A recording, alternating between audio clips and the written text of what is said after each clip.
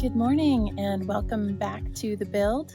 I'm Jill, my partner is Charles, and we've been living off the grid here in Vermont for a little over 2 years. And it has been a full 2 years since our last property tour. Back then, the only structures standing were the solar array and the empty walls of the shed that Charles was building for the inverter and batteries. And we weren't just living in our RV, we were depending on its 900-watt solar system and two 30-pound propane tanks for all of our power, and we were even collecting drinking water from the awning into an IBC tote. So I think today we'll go ahead and start the tour right up here at the yurt where we've been living since our last episode when we finally moved in. From the front door of the yurt, we can see the mound where we buried our 4,500 gallons worth of water storage. We spent 5 months burying the cisterns by hand. That was a lot of work. And then planted some grasses and wildflowers on top of it, which thankfully have taken root to prevent our mountain from washing away. There are 3 cisterns down there. You can see the manhole cover for each one. They get filled with rainwater from the yurt roof.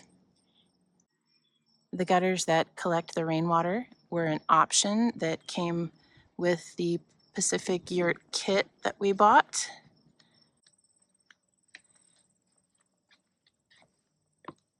Here's where the rainwater goes down to a first flush system under the yurt. Gets filtered through a leaf guard before it actually heads down to the cisterns.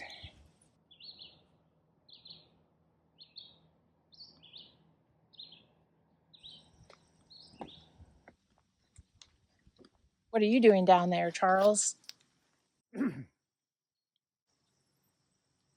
I'm getting ready to start a generator house. He's gathering materials for 2 more summer projects. He got a good deal on some reclaimed 2x6s to build the woodshed, which was already on our list for this season. And we've had to add another project to the list.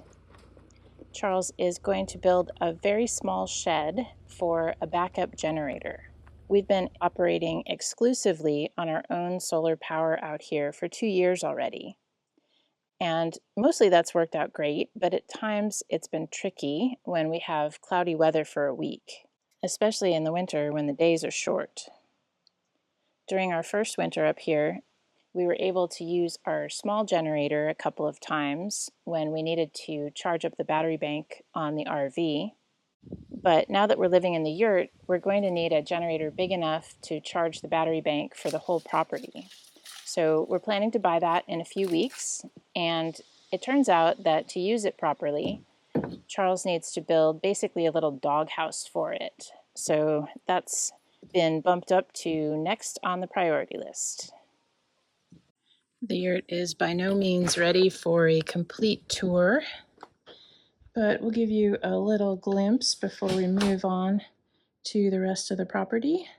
When it gets cold out, we will actually appreciate the sunlight coming in and warming the yurt from the dome. But for now, we've actually just thrown a cheap windshield cover up there to reflect part of the sunlight. So this is what our real life is like. I'm talking over the air conditioner, which is a mini split that we've been very happy with in the yurt. Those of you who have joined us recently may enjoy going back to look at the construction of the walls and the bathroom and the pocket door in previous episodes. Hello, Pandora.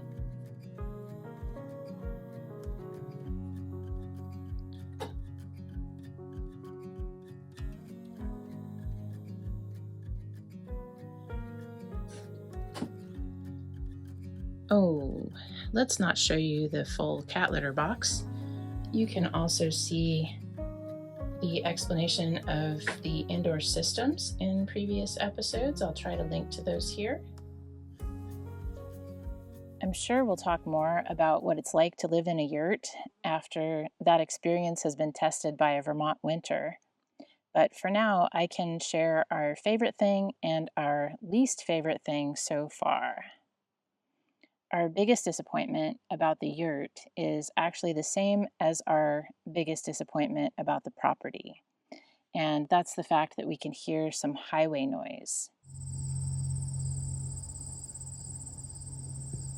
I usually filter out most of it from the videos so you can hear what you're supposed to hear. But it's worth mentioning that when you live in a super fancy tent, you're not just going to hear nature sounds and rainstorms through the walls. You're also going to hear whatever else is out there.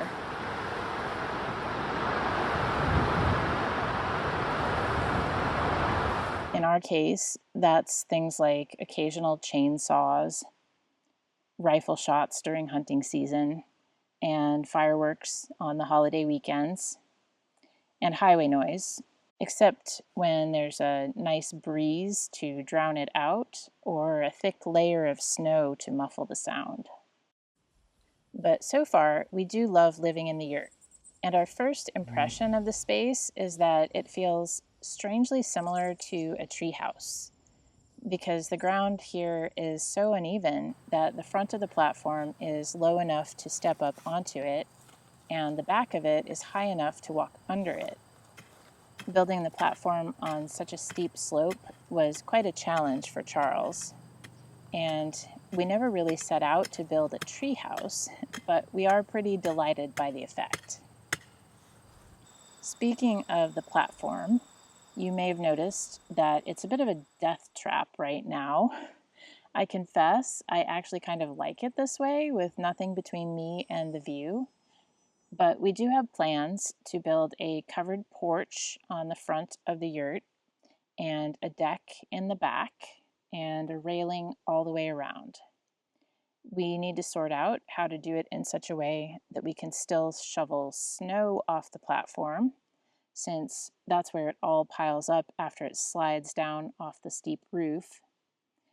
And last but not least, we're going to set up an electric fence to deter bears that might want to break into the yurt and steal our food when we go out of town. I've been pretty much living in flip-flops and Crocs and mud boots out here in the woods. But today we're going to put on some proper hiking boots. We'll do an entire loop down one driveway and back up the other.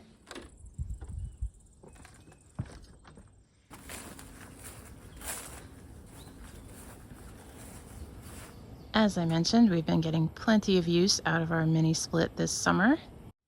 There's the room that Charles just built under the yurt in our most recent episode.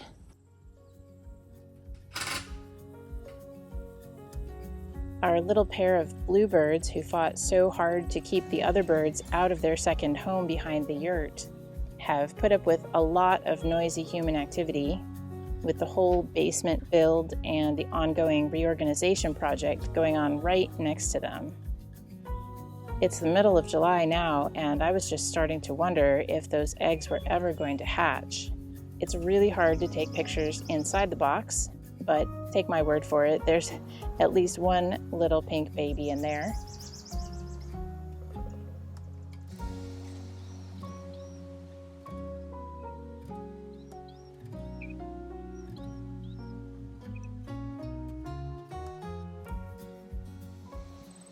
And those are the septic tank covers you can see in dark green underneath.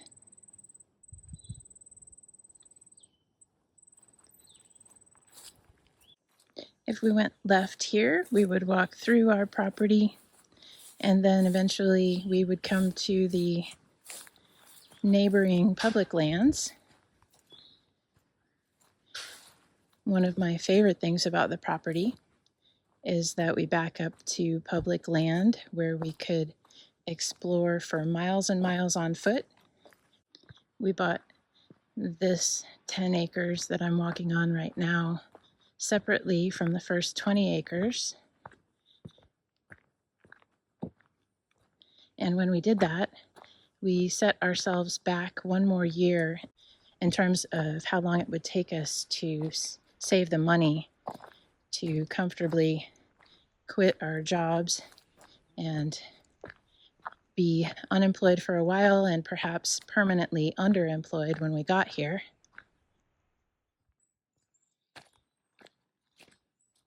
We live quite literally over the river and through the woods on a dead-end dirt road in Vermont.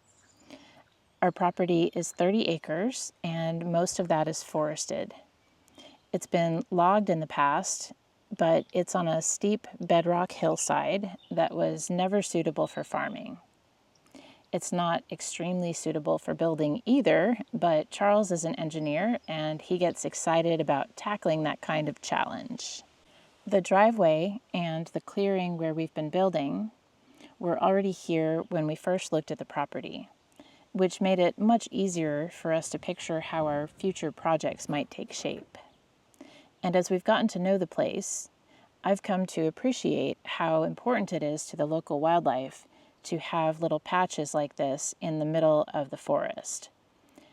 I'm not talking about a manicured lawn or anything that altered, but just letting the grasses and ferns and brambles and wildflowers take over a sunny clearing provides homes for the kinds of wildlife that are not suited to life under the shade of the tree canopy.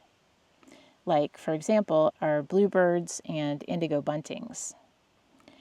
If you've been following their building projects on our channel, then you've seen how fiercely they have to defend their little clearing in the woods from other birds who would love to build their nest here. In our last property tour, we took the easy way up, and the Subaru got us to the top of the driveway in just a few minutes. This time, I'm accomplishing it on foot, so I'll be out of breath by the time we get to the top. Or maybe a lot sooner than that. The driveway is one thing that has not changed much since the first property tour. It's still 800 feet long, and the rise is 100 feet between the bottom and the top.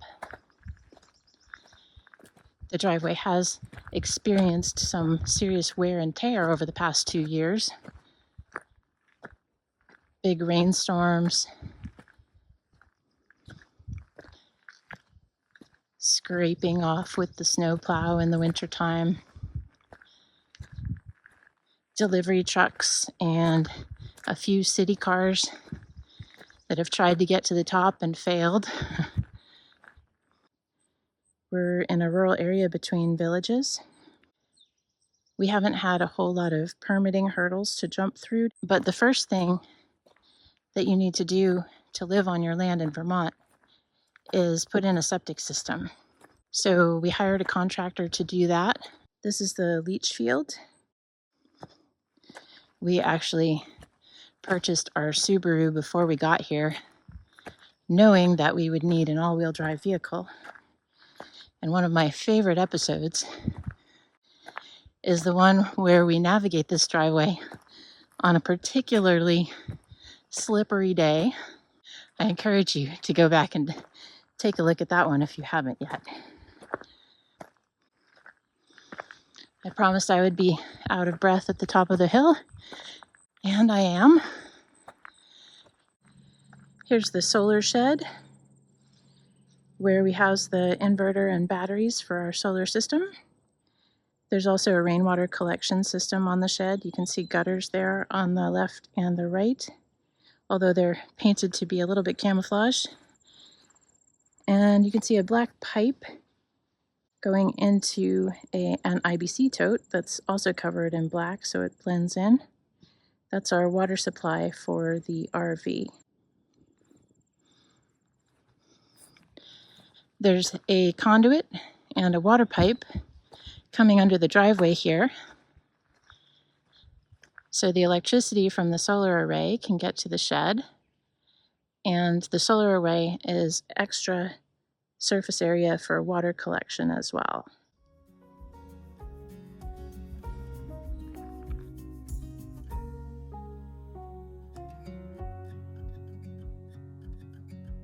And this little trailer is our guest house. It's a Scamp 13 that we invested in for our parents or other visitors to stay in. I don't know if it translates on camera, but this little spot up here at the top of the hill is really beautiful, and it's actually our favorite spot. We had originally pictured building a passive solar home called an earthship right here at the top of the hill on the south-facing slope. That plan has been put on hold indefinitely because it turns out that we don't really have enough earth to build an earthship here. We'd have to either blast off the top of our mountain, or we would need to have lots and lots of fill trucked in, which would be very expensive. So for now, we're going to stay in the yurt and figure out our next move. We may end up building a structure that is not built of earth, so stay tuned for that in the future.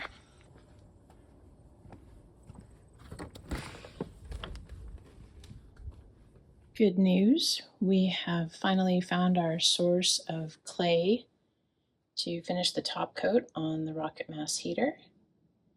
The bad news is that the person who is gifting us the pile of clay is out of town for a week, so we'll revisit that in a future episode.